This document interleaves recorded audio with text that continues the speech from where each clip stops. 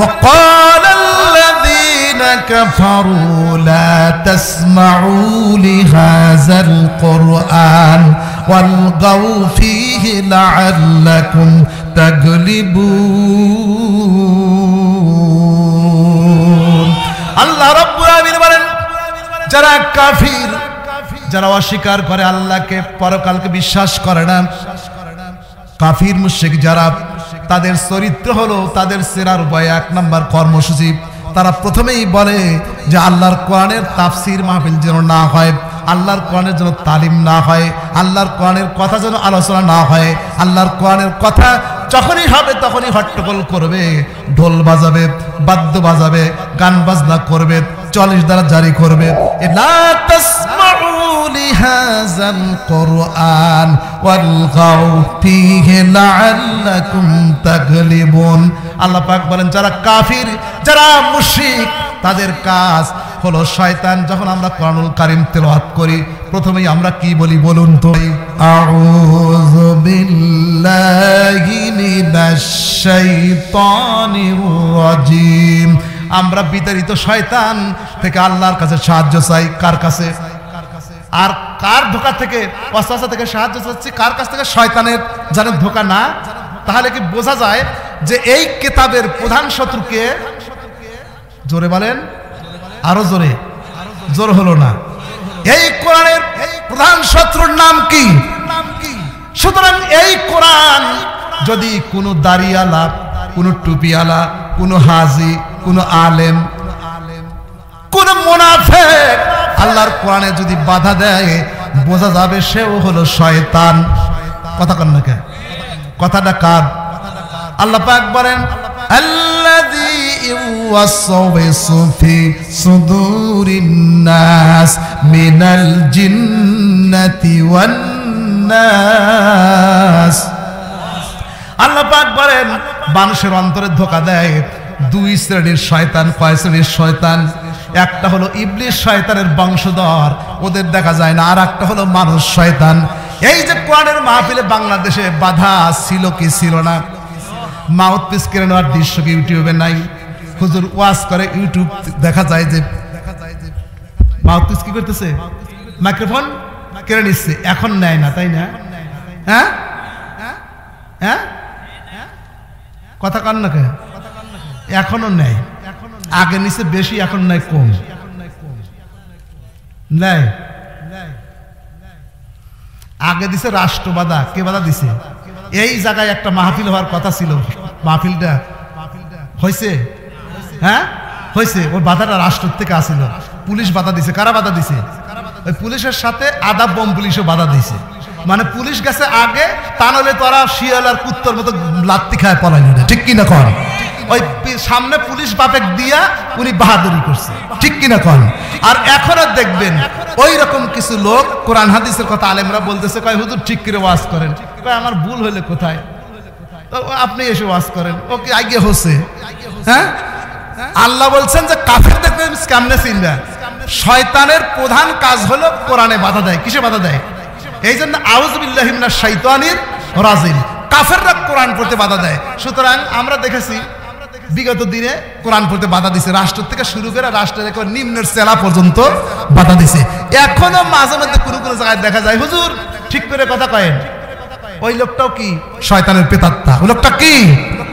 সুতরাং থার্মোমিটার দিলে যেমন কত ডিগ্রি আপনার জ্বর আসছে, ব্লাড মাপলে আপনার সুগারের পরিমাণ কি পরিমাণ আছে এটা যেমন বোঝা যায়, আপনি মুসলমান না মুনাফিক কোরআন দিলেই তা বোঝা যায়।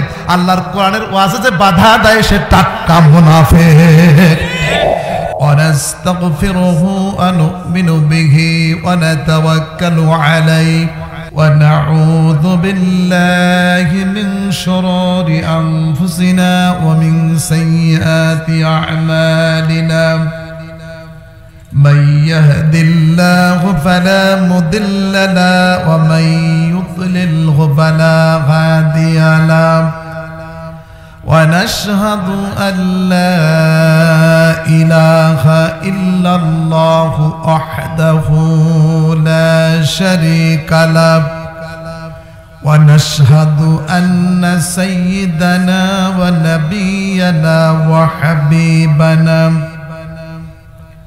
ومولانا محمدا عبده ورسوله الذي أرسله بالحق بشيرا ونذيرا وداعيا إلى الله بإذنه وسراجا منيرا فقد قال الله تعالى في كلامه المجيد وفرقانه الحميد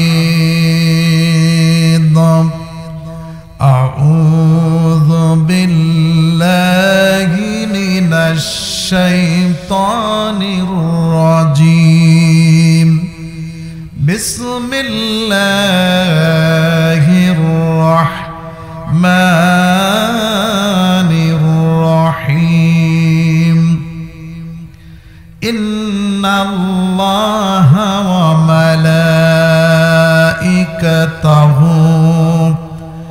يصلون على النبي يا أيها الذين آمنوا صلوا عليه وسلموا تسليما জালসার সম্মানিত সভাপতি প্রধান অতিথি অন্যান্য অতিথিবৃন্দু হাদরাত উলামায়ে কেরাম হুজ্জাজে কেরাম হুফাজে কেরাম তালিবুল ইলম সূরাতুল আসর থেকে কিছু আলোচনা করতে চাচ্ছি। এটি মক্কাতে অবতীর্ণ সূরা। কোরআনুল মাজিদের মধ্যে যতগুলো ছোট সূরা এটি তার মধ্যে একটি ক্ষুদ্রতম একটি সূরা। তবে অর্থের দিক থেকে এবং জীবনের অর্থাৎ জীবন ঘনিষ্ঠ ইমানদার ব্যক্তির জন্য এই সূরাটি অত্যন্ত গুরুত্বপূর্ণ। যে এই একটি সূরাও যদি আল্লাহ নাজেল করতেন কোরআনুল কারীমের মধ্যে মানুষের হিদায়াতের জন্য এই সূরাটি যথেষ্ট হয়ে যেত। এতটি গুরুত্বপূর্ণ এই সূরা। এই সূরাটি সাহাবায়ে কেরাম যখন একজন আরেকজনের সঙ্গে দেখা হতো তখন একজন আরেকজনকে এই সূরাটি নিজের থেকে তেলাওয়াত করে শোনাতো যে সূরাতুল আসর আমি তেলাওয়াত করছি, আপনি একটু শোনেন। আবার তিনি বলছেন আমি একটু তেলাওয়াত করতে চাই, আপনি একটু শোনেন। তাহা সাহাবীগণ এই সূরার এত বেশি গুরুত্ব দিয়েছিলেন।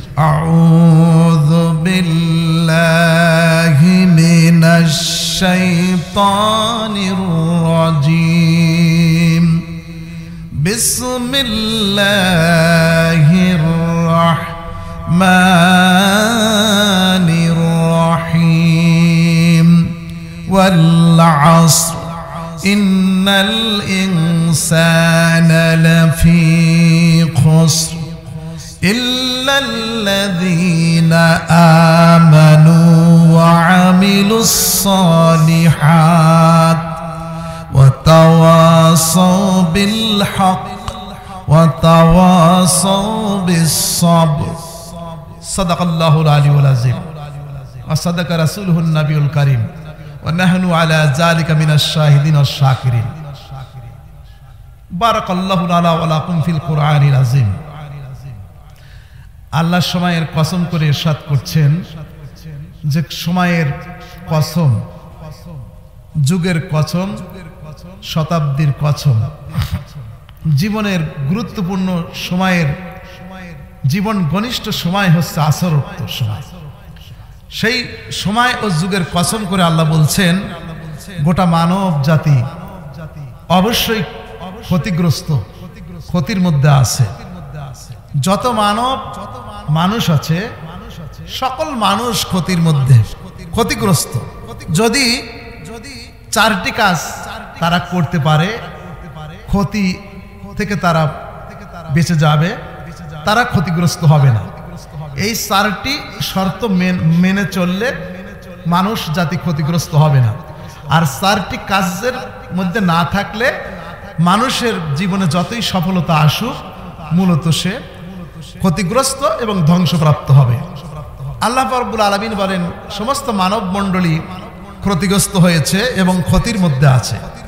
তবে যারা ঈমান এনেছে, যারা মুমিন এবং নেক আমল করেছে আর হকের উপর উপদেশ দিয়েছে, হকের উপর চলার জন্য, আর হকের উপর চলতে গিয়ে যে বিপদ হয়েছে তার উপর ধৈর্য ধারণের কথা বলেছে, নিজে ধৈর্য ধরেছে, অন্যকে ধৈর্যের উপদেশ দিয়েছে, এই লোকগুলা ব্যতীত সকল মানুষ ক্ষতিগ্রস্ত।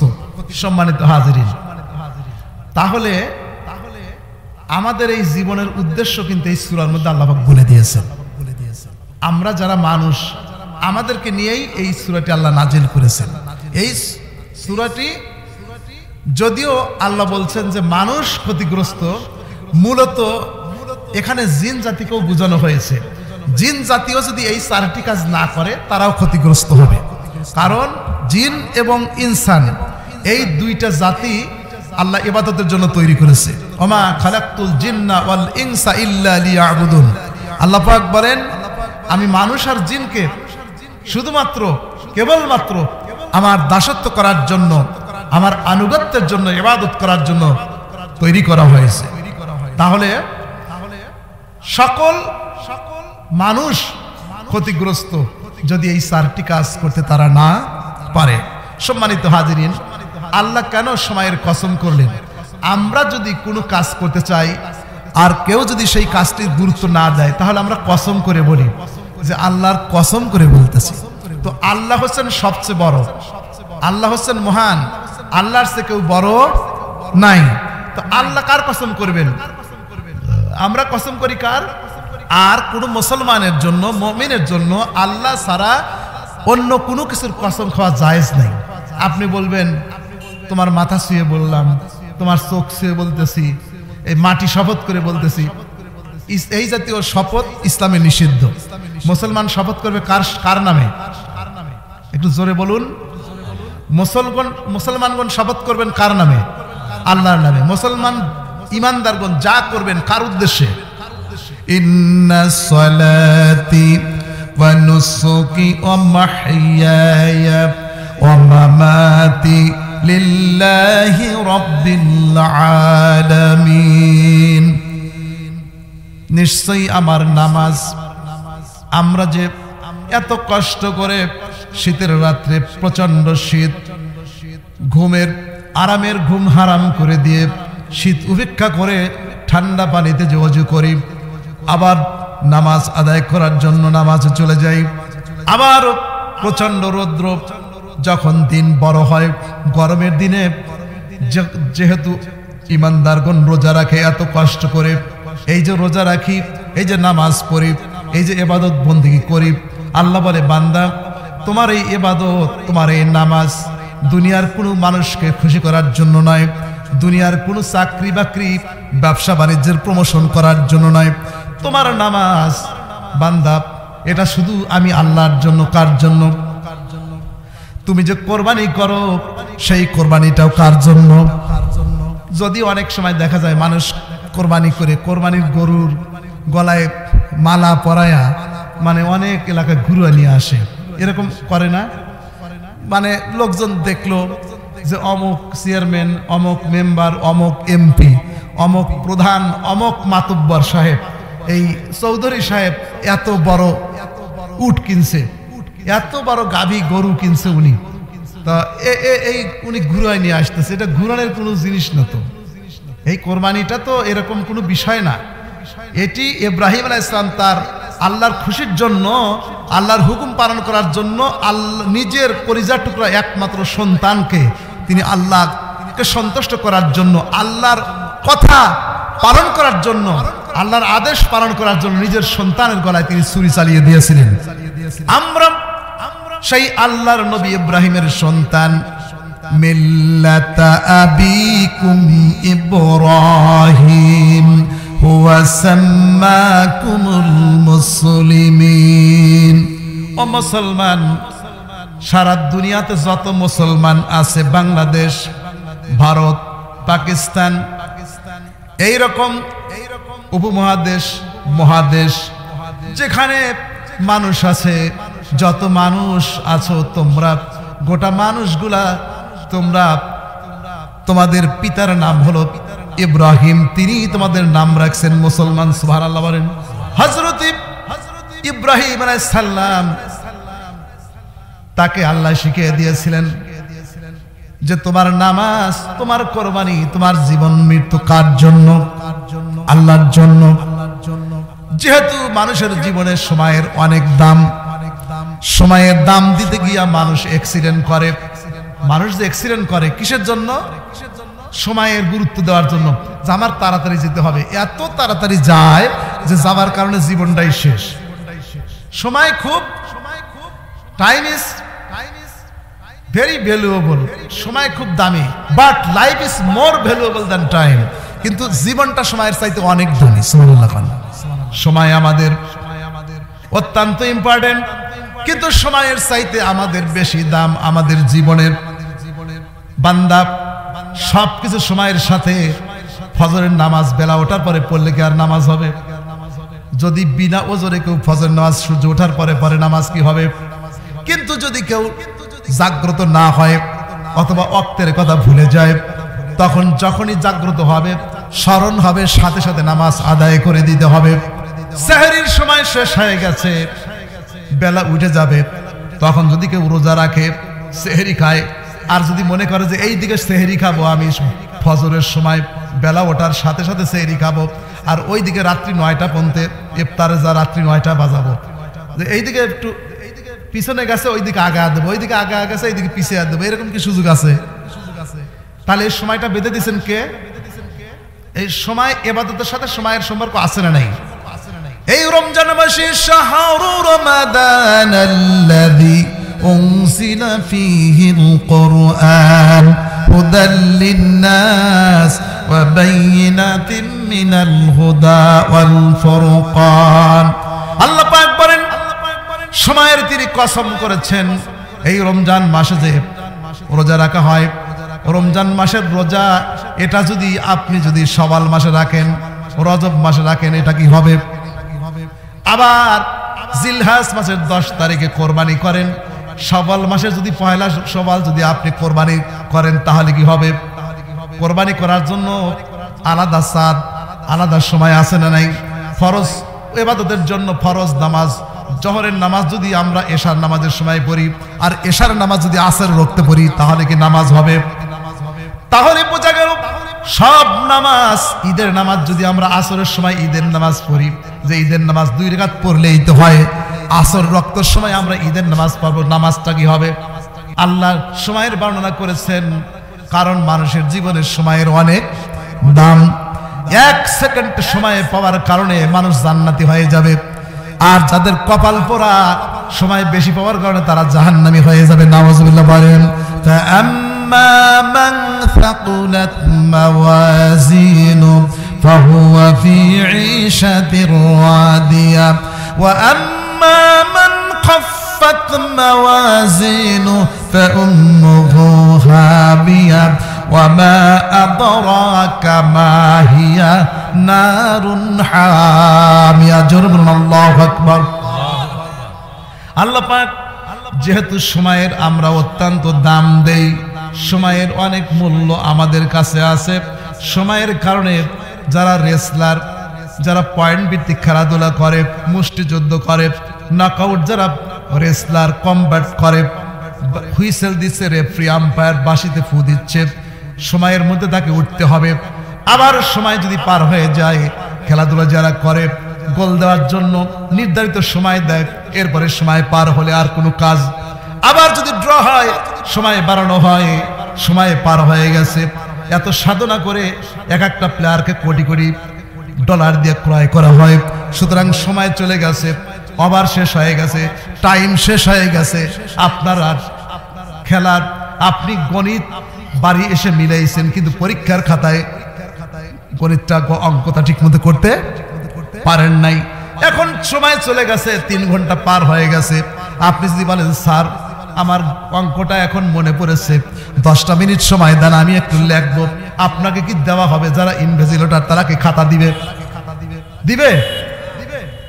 দুনিয়ার ভিতরে সময়ের এত গুরুত্ব, আমরা যখন মৃত্যুবরণ করব, মালাকাল মউত যখন সামনে এসে যাবে, তখন যদি বলি একটু সময় দাও, আমাদেরকে মালাকুল মউত সময় দিবে।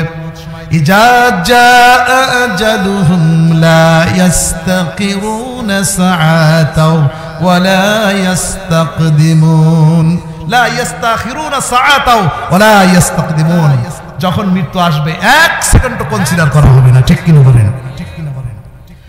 আল্লাহ রাব্বুল আলামিন সেই কারণে সময়ের দাম দিয়েছেন, সময়ের কসম করেছেন। মানুষের কাছে আসমান বড়, মানুষের কাছে জমিন অনেক বড়, হাতি অনেক বড় প্রাণী, পাহাড় অনেক বড়, সাগর অনেক বড়, আকাশের এই তারকা দেখতে পাই, অনেক তারকা দেখা যায় না। সেই তারকাগুলা এমনও ক্ষুদ্রাতি ক্ষুদ্র তারকা আছে, যে এই তারকা নাসার বিজ্ঞানীরা, ন্যাশনাল অ্যারোনটিক স্পেস এনার্জি, আমেরিকার মান মন্দির থেকে হাবল টেলিস্কোপ দিয়া ওরা দেখতে পেলে এমনও তারকা আছে যেই তারকাটি সূর্যের চাইতে 50,000 গুণ বড়, আর এই সূর্যটা পৃথিবীর চাইতে 13 লক্ষ গুণ বড়। সুবহানাল্লাহ বলেন। সুতরাং এই যে বিশাল সাগর, মহাসাগর, পাহাড়, আবার তারকা, এই যে এত কিছু আছে, যা কিছু আমরা দেখতে পাচ্ছি, এই জিনিসগুলা আমাদের কাছে বড়, কিন্তু আল্লাহর কাছে, আল্লাহর চাইতে কি কিছু বড় আছে বলেন? আমরা বড় জিনিসের কসম করি, কিন্তু আমাদের আল্লাহ বলেন, বান্দা তোমরা যদি কসম করো শুধু আমার নামেই কসম করতে হবে। কিন্তু আমরা কসম করি আকাশের নামে, আকাশের নামে কসম, বাতাসের নামে কসম, চন্দ্র সূর্যের নামে কসম করি, দেব দেবতার নামে কসম করি। কোনো কিছুর সাথে কসম করা যাবে না। আল্লাহ বলেন, বান্দারে কিন্তু আমি আল্লাহ রাব্বুল আলামিন কসম করি ওই জিনিসগুলার, যে জিনিসগুলো তোমাদের জীবনের সাথে সম্পর্কিত।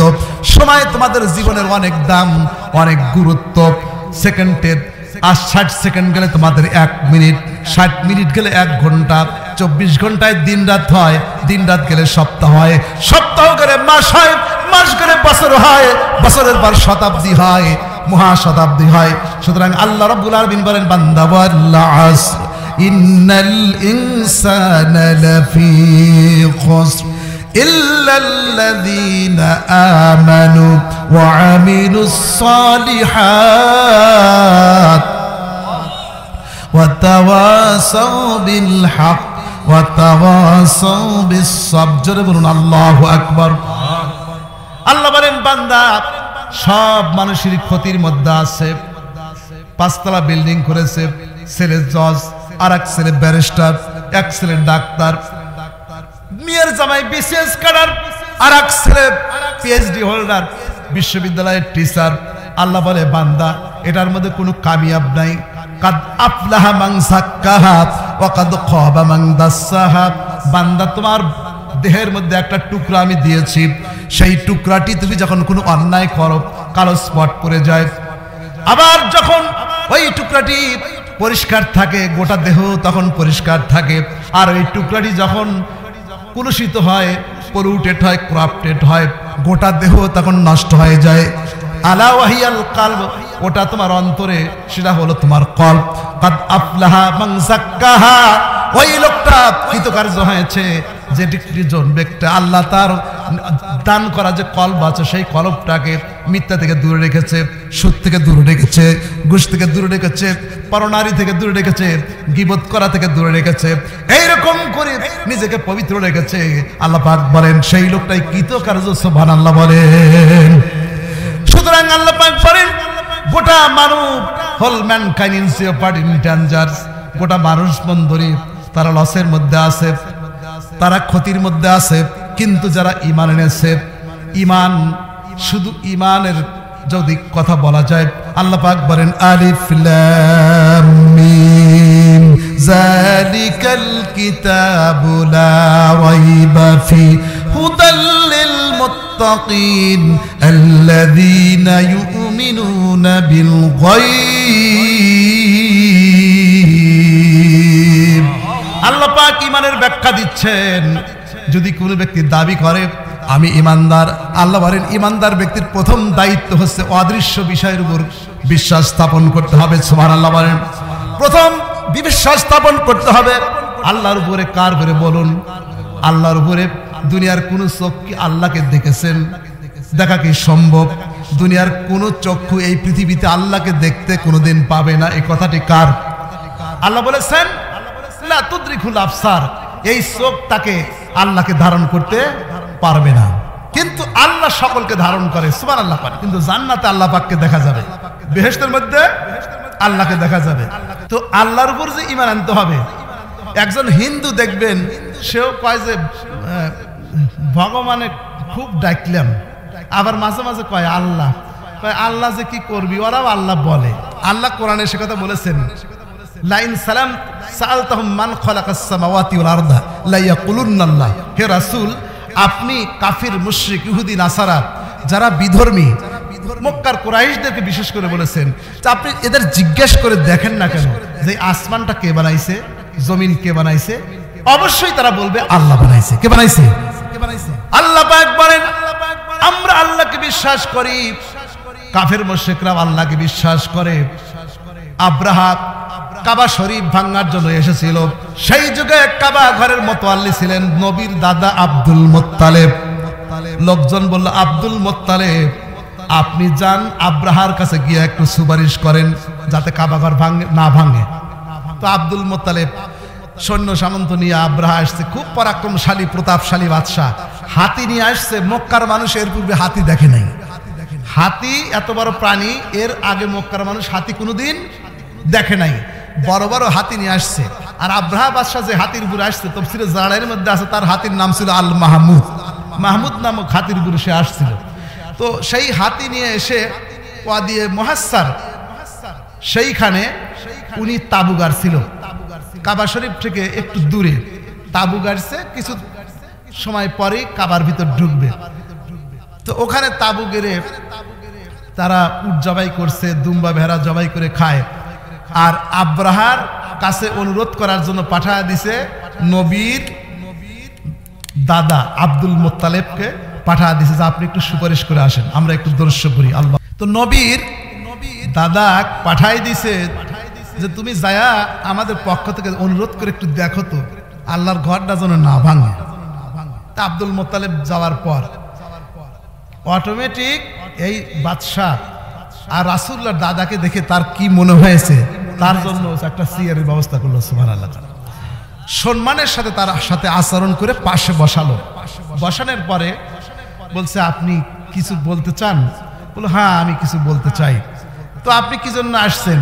আমি আসছি এই কাবা ঘর ভাঙবো। তো সেও ভাঙতে আসছে। ঘটনা আছে, মক্কার এক লোক ইয়েমেনে যায়া ওরা একটা সোনার মন্দির বানাছিল, সেইখানে যা পায়খানা করে দিয়েছিল। সেই রাগে ওরা ভাঙতে আসছিল। ওটা একটা আলাদা ঘটনা, সেই দিকে যাচ্ছি না। তো এখন এই আব্দুল মুত্তালিব বলছে যে বলতে চাই আপনি তো কাবাঘর ভাঙতে আসছেন, ঠিক আছে এই ব্যাপারে কিছু বলতে চাই না, তবে আমার উট, আমার দুম্বা, ভেড়া, যে এইগুলা নিয়ে আপনার সৈনিকরা ধরে নিয়ে এসে জবাই করে খাচ্ছে, আমার উট আর দুম্বাগুলো ফেরত দেন। বলে আর কিছু কি বলবেন? বলে না আর কিছু বলবে চাই না। আব্রাহা তখন বলল, বাদশাহ আব্রাহা তখন বলছে, এবার ডাক দে বলল, আব্দুল মুত্তালিব আমি মনে করেছি আপনি এসেছেন কাবা ঘরকে রক্ষা করার কথা বলার জন্য, যে আল্লাহর ঘরকে আমি যেন না ভাঙি, কাবা ঘরকে রক্ষা করার কথা আপনি বলবেন, সেই জন্য এসেছেন। কিন্তু আপনি বলছেন আপনার উট আর দুম্বা ফেরত দেওয়ার জন্য, আপনি নিজের স্বার্থের কথা বলার জন্য আসছেন। আপনার সম্পর্কে আমার ধারণাটা মিথ্যা হলো। আপনার ব্যাপারে আমার উচ্চ ধারণা ছিল, কিন্তু আপনি নিজের সামান্য উট, দুম্বা, বকরির কথা বলছেন, এটা কেমন হলো? তখন আব্দুল মুত্তালিব বললেন, আব্রাহা আমার দুম্বা, উট, ভেড়া এটার আমি মালিক, এজন্য আমার দরদ আছে। আমার সম্পদ বুঝে নেওয়া, রক্ষণাবেক্ষণ করার দায়িত্ব এটা আমার, এটা আমি বুঝে নিয়ে চলে যাচ্ছি। তবে যেই কথা বলছেন, এই আল্লাহর ঘর রক্ষার কথা বলেছেন, কাবা ঘরকে সম্পর্কে যে কথা বললেন, উট আর দুম্বার আমি মালিক, সেই কারণে আমার ব্যথা আছে, আমার মায়া আছে। এই উটের মালিক হওয়ার কারণে আমার যদি ব্যথা থাকে, দরদ থাকে আর মায়া থাকে, তাহলে শুনেছি এই ঘরের মালিক নাকি একজন আছে। উটের জন্য আমার উট আমি বুঝে নিয়ে গেলাম, আল্লাহর ঘরকে আল্লাহই রক্ষা করবে। সুবহানাল্লাহ বলেন। এর দ্বারা প্রমাণ হয় যে ওই যুগের মানুষেরা আল্লাহর প্রতি তারা বিশ্বাস করত। ফুতুহুল বুলদানের মধ্যে আল্লামা বালাজুরি রহমাতুল্লাহ আলাইহি, কিতাবুল ইবারের মধ্যে আল্লামা ইবনে খালদুন রহমাতুল্লাহ আলাইহি, আল আনসাবুল আজদামের মধ্যে আল্লামা মাসুদি রহমাতুল্লাহ আলাইহি, যাকে হিরোডোটাস বলা হয়েছে, মুসলিম ইতিহাসের হিরোডোটাস বলা হয়েছে, তারিকুল মুলুক আর রাসূলের মধ্যে আল্লামা তাবারি রহমাতুল্লাহ আলাইহি বলতেছেন 70 জন কুরাইশ নেতা কাবা শরীফের গিলাফ ধরে তারা কাঁদছিল যে আমরা জানি এই মূর্তিগুলো কিছুই না, তুমি হলে আসল রব। সুবহানাল্লাহ। একটা কাজ করলে আমরা মুক্তি পাবো। কয়টা? এক নাম্বার ঈমান, একটু ভালো করে বুঝি। এক নাম্বার কি? 2 নাম্বার নেকামল, 2 নাম্বার, 3 নাম্বার সত্য পথে চলতে গিয়ে সত্যের উপদেশ দেওয়া, ন্যায় ও সত্যের পথে মানুষকে ডাকা এবং উপদেশ দেওয়া। আর এই সত্য পথে চলতে গেলে বিপদ আছে না? ফুলের মালা দিবি। হ্যাঁ, আমার নবী যখন সত্য কথা বলতেছিলেন, ওনাকে কি ওনার বংশের লোক নিজের চাচা আবু লাহাবের নাম শুনেন নাই? আবু লাহাব কি ওনাকে কি ফুলের মালা দিছিল? হ্যাঁ, আবু জেহেল ওনাকে কি করছিল? ফুলের মালা দিছে। আর এই দেশে আলেম সমাজে ফাঁসিতে ঝুলা দিছে। তাহলে বোঝা যায় যে সারা দুনিয়া ইসলামের কথা যারা বলে তাদেরকে ফুলের মালা দেয় না তাদের জীবন ঝুঁকিতে পড়ে যায়। তাহলে অপরাধটা কি? আল্লাহর কোরআনের কথা বলে। আল্লাহ রাব্বুল আলামিন বলেন, وقال الذين كفروا لا تسمعوا لهذا القرآن والغوا فيه لعلكم تغلبون। আল্লাহ রাব্বুল আলামিন বলেন, যারা কাফির, যারা অস্বীকার করে আল্লাহকে, পরকালকে বিশ্বাস করে না, কাফির মুশরিক যারা, তাদের চরিত্র হলো, তাদের সেরার উপায় 1 নাম্বার কর্মসূচি, তারা প্রথমেই বলে যে আল্লাহর কোরআনের তাফসীর মাহফিল যেন না হয়, আল্লাহর কোরআনের যেন তালিম না হয়, আল্লাহর কোরআনের কথা যেন আলোচনা না হয়। আল্লাহর কোরআনের কথা যখনই হবে তখনই হট্টগোল করবে, ঢোল বাজাবে, বাদ্য বাজাবে, গান বাজনা করবে, 40 ধারা জারি করবে। এটা আমার কথা না, কার কথা? লা তাসমাউ লিহাযাল কুরআন ওয়ালগাউ ফীহি লাআল্লাকুম তাগলিবুন। আল্লাহ পাক বলেন, যারা কাফির, যারা মুশরিক, তাদের কাজ হলো শয়তান। যখন আমরা কোরআনুল কারীম তেলাওয়াত করি প্রথমেই আমরা কি বলি বলুন তো? বলা কি বিসমিল্লাহ বলি? কি বলি? পড়ুন সবাই, আউযু বিল্লাহি মিনাশ শাইতানির রাজিম। আমরা বিতাড়িত শয়তান থেকে আল্লাহর কাছে সাহায্য চাই। কার কাছে? আর কার ধোঁকা থেকে, ওয়াসওয়াসা থেকে সাহায্য চাচ্ছি? কার কাছ থেকে? শয়তানের। জানেন ধোঁকা না? তাহলে কি বোঝা যায় যে এই কিতাবের প্রধান শত্রু কে? জোরে বলেন, আরো জোরে। জোর হলো না। এই কোরআনের প্রধান শত্রুর নাম কি? সুতরাং এই কোরআন যদি কোনো দাড়িওয়ালা, কোনো টুপিওয়ালা, কোনো হাজি, কোনো আলেম, কোনো মুনাফিক আল্লাহর কোরআনে যদি বাধা দেয়, বোঝা যাবে সেও হলো শয়তান। কথা কন না কেন? কথাটা কার? আল্লাহ পাক বলেন, আল্লাযী ইউওয়াসওয়িসু ফি সুদুরিন নাস মিনাল জিন্নাতি ওয়ান নাস। আল্লাহ পাক বলেন, মানুষের অন্তরে ধোঁকা দেয় 2 শ্রেণীর শয়তান। কয় শ্রেণীর শয়তান? একটা হলো ইবলিস শয়তানের বংশধর, ওদের দেখা যায় না। আর একটা হলো মানুষ শয়তান। এই যে কোরআনের মাহফিলে বাংলাদেশে বাধা ছিল কি ছিল না? মাউথপিস কেড়ে নেওয়ার দৃশ্য কি ইউটিউবে নাই?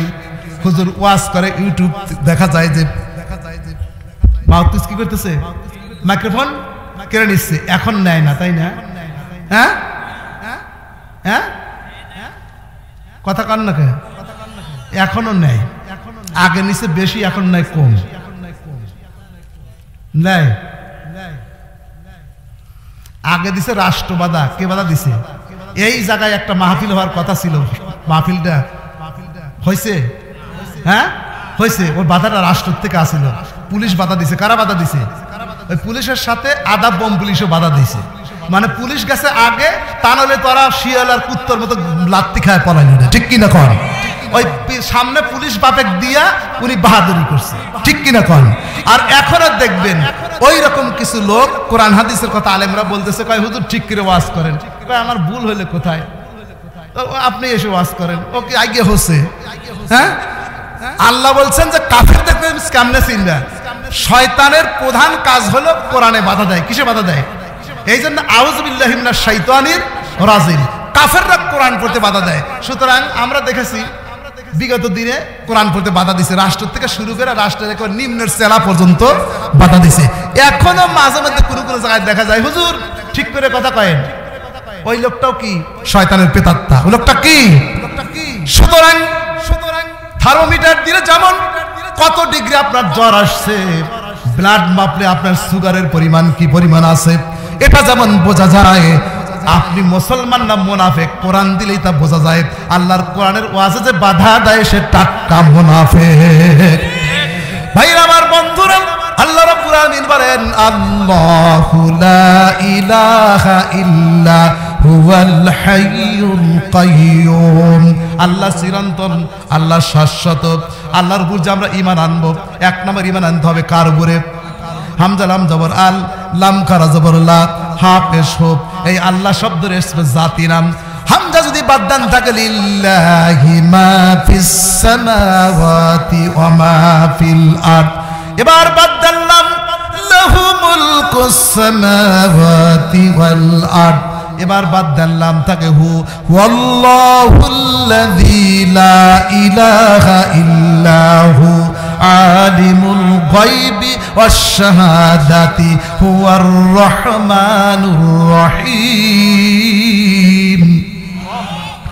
সম্মানিত ভাইরা, আল্লাহর পর যে ঈমান আনবো, কেমনে ঈমান আনবো? আল্লাহ সম্পর্কে কি ধারণা আমাদের করতে? আল্লাহকে রূপা দিয়া তৈরি, সোনা দিয়া?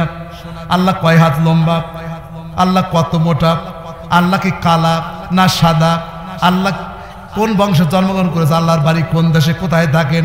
এই প্রশ্ন মানুষের মধ্যে যেমন অন্য বিষয়ে আসে, এই প্রশ্ন যখন আসবে আল্লাহ পাক ডাকতে বলেন হাবিব আপনি বলুন কুল হু আল্লাহু আহাদ, পড়ুন সবাই।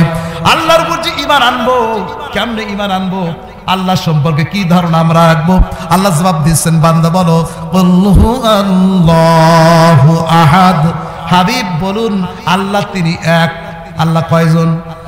একক, অদ্বিতীয়, আল্লাহুস সামাদ, আল্লাহ ইজ সেলফ সাপোর্টেড, অমনিপটেন্ট, আল্লাহ স্বয়ং সম্পূর্ণ, তার কোনো কারোর তিনি মুখাপেক্ষী নন, গোটা পৃথিবী তার মুখাপেক্ষী। লাম ইয়ালিদ ওয়া লাম ইউলাদ, আল্লাহ জন্মগ্রহণ করেন নাই, তার মানে আল্লাহর আব্বাও নাই আম্মাও নাই। আর আল্লাহ কাউকে জন্ম দেন নাই, তিনি জন্ম নেন নাই মানে তার বাপ মাও নাই, আবার তার বেটা বেটিও শ্বশুর শাশুড়িও নাই, হ্যাঁ কেউ নাই। ওয়ালাম ইয়াকুল লাহু কুফুয়ান আহাদ, তার সমকক্ষ কেউ নাই। জোরে বলুন আল্লাহু আকবার।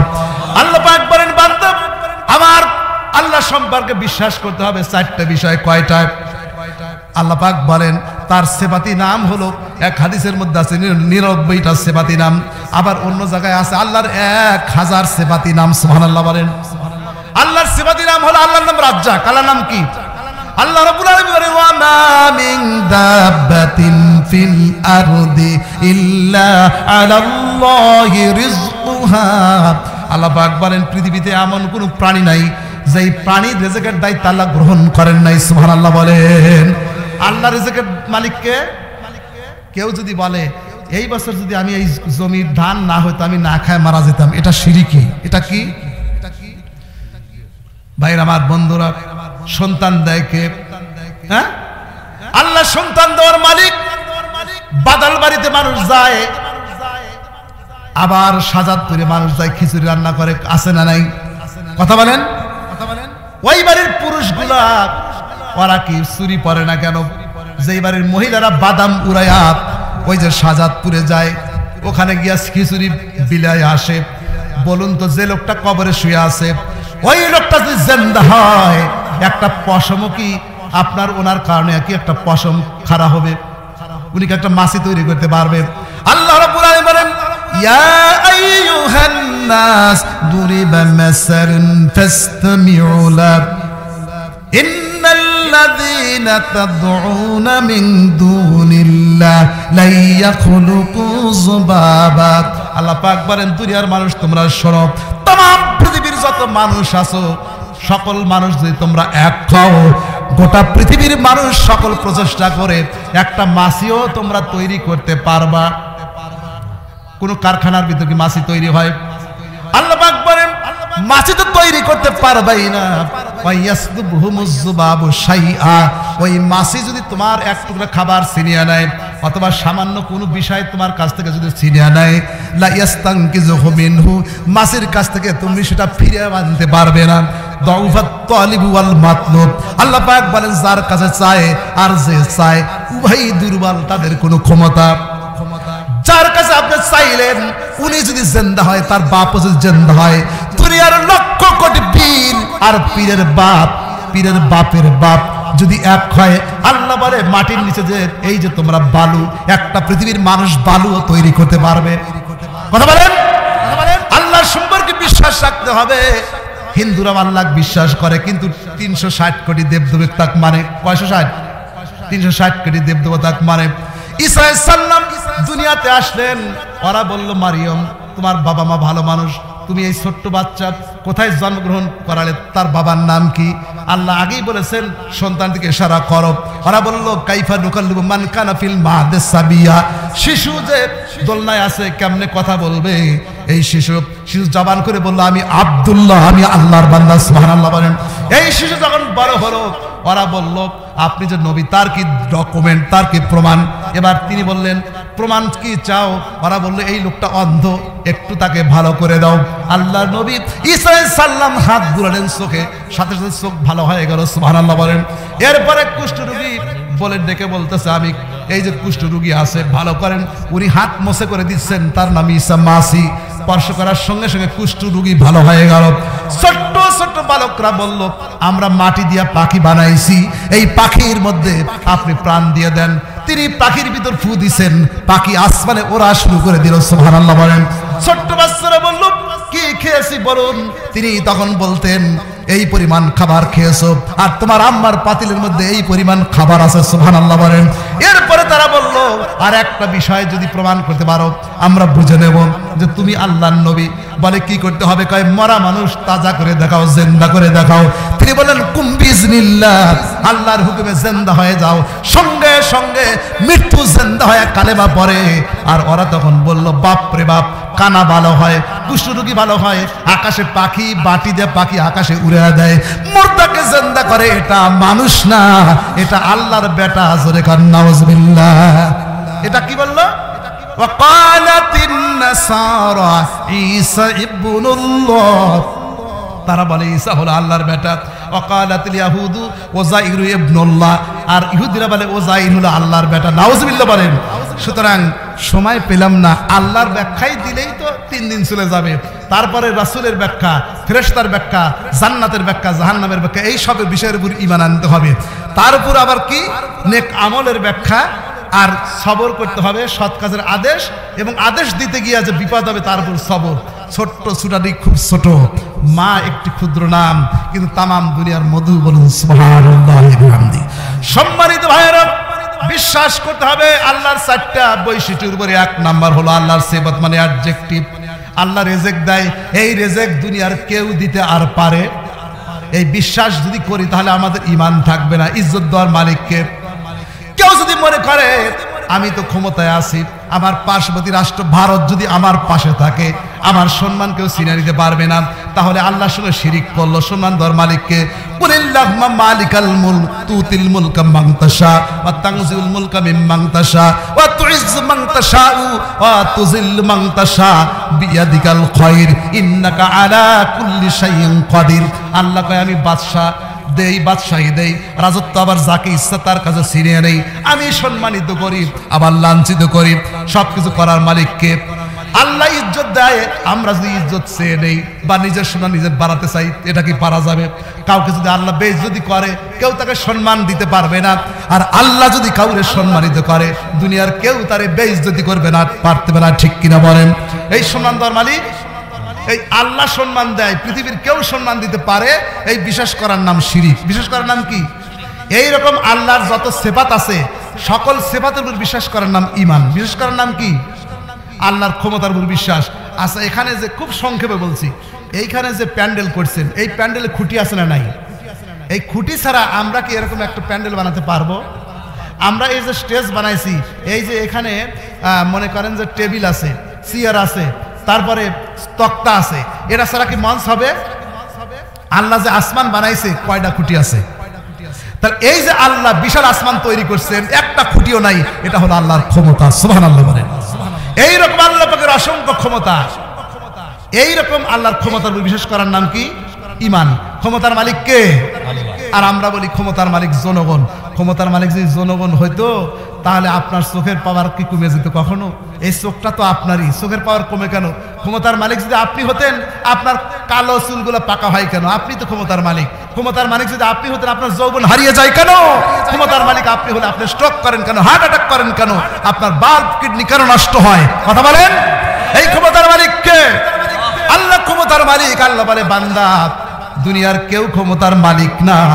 দুনিয়ার মানুষ শত চেষ্টা করেও একটা মশা মাছিও তৈরি করতে পারবে না।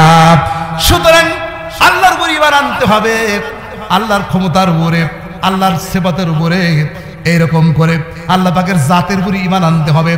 আর যদি এইগুলোর উপর ঈমান আনি, আল্লাহকে কোনোদিন দেখা যাবে না, কিন্তু আল্লাহ আমাদের দেখেন, আল্লাহ সব দেখেন। আল্লাহ বলেন, লিল্লাহি মা ফিস সামাওয়াতি ওয়া মা ফিল আরদ ওয়া ইন তুবদু মা ফি আনফুসিকুম আও তুখফুহু ফি ইউহাসিবুকুম বিহিল্লাহ।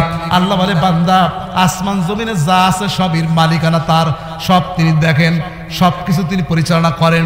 আর তুমি যেটা বলো সেটা তিনি জানেন, যেটা মনে মনে কল্পনা করো সেটাও জানেন। সুতরাং আল্লাহকে যদি আমরা ভয় করি, ঈমান আনি, অবশ্যই আল্লাহ রাব্বুল আলামিন উপরে আমাদের ঈমান আনা হবে। যেহেতু আমরা তাকে দেখি না, আল্লাহ আমাদেরকে দেখেন। ভাইরা আমার, বন্ধুরা, আমাদের ছোট্ট একটা উদাহরণ দিয়া আমি আলোচনা অন্যদিকে চলে যাব। আসুন না, দুনিয়ার মানুষ আমরা বিশ্বাস করেছিলাম, দুনিয়ার মানুষ বিশ্বাস করেছিলাম যে আমাদের অমুকে আমার বিয়াই, অমুকে আমার চাচা শ্বশুর, অমুকে আমার স্বামী। কথা কন। সেনাবাহিনী প্রধান আমার চাচাতো বোনের জামাতা, বিমান বাহিনী প্রধান আমার অমুক, অমুকে আমার অমুক। আমি 61 সাল।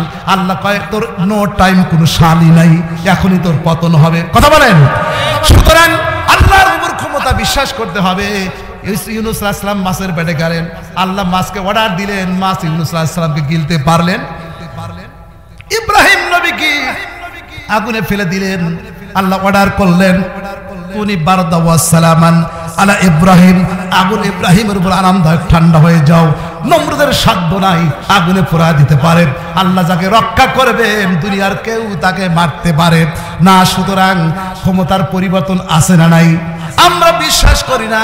আমরা দুনিয়াতে হত্যা, দর্শন, লুটতারাপ, রাহাজানি, গুম, খুন, এরকম করে অন্যায় করি, শুধু জাহান্নাম অর্জন করি। আল্লাহ কয়, বান্দা একটা নির্দিষ্ট সময় পর্যন্ত তোমাকে ক্ষমতা দিয়েছি পরীক্ষা করার জন্য। সুতরাং আল্লাহর উপর যদি কেউ ঈমান আনে, জিন্দেগিতে কোনো অন্যায় সে করতে পারবে। এটার নাম হলো আল্লাহর উপর ঈমান। এইরকম ঈমানের 70টার উপরে শাখা আছে। কয়টা? সর্বনিম্ন শাখা হলো, আল্লাহ পাক বলেন, ইমাতাতুল আযা আনিত তরিক।